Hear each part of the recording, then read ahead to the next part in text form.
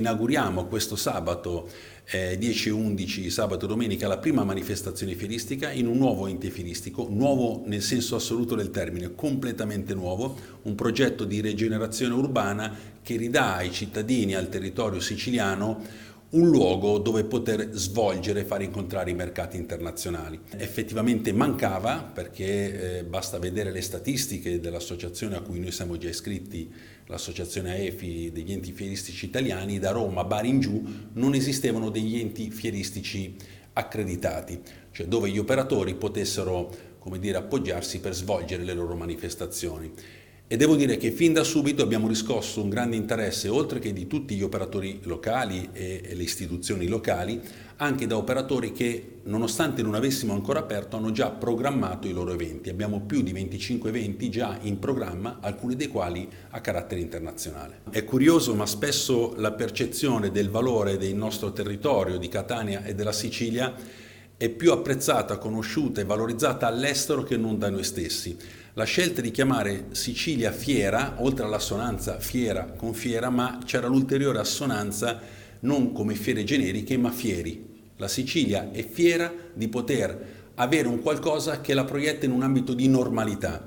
Fate conto che l'Emilia-Romagna ha 9 enti fieristici, la Lombardia ne ha 10, il Veneto, cioè anche a livello europeo ogni territorio, il pubblico utilizza la risorsa ente fieristico come uno strumento di politica industriale. Siamo fieri che finalmente ce l'ha anche la Sicilia, tutto qua, non per fare cattedrali nel deserto, ma per realizzare un qualcosa di normale.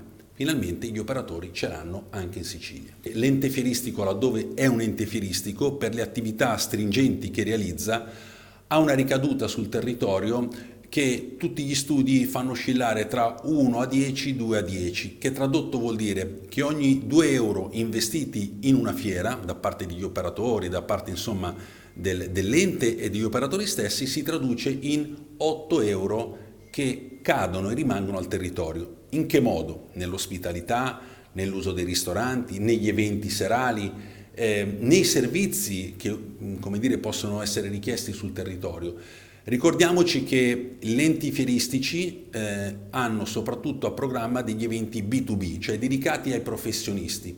Quindi non portiamo un'aggiunta di turismo, ma portiamo completamente un altro target che è anche anticiclico nel periodo che frequenta le fiere, perché mediamente le fiere si svolgono in autunno, in primavera, in inverno, e questi operatori si aggiungeranno. Oltretutto l'operatore economico ha un approccio di spesa nel territorio che è completamente diverso da quello turistico.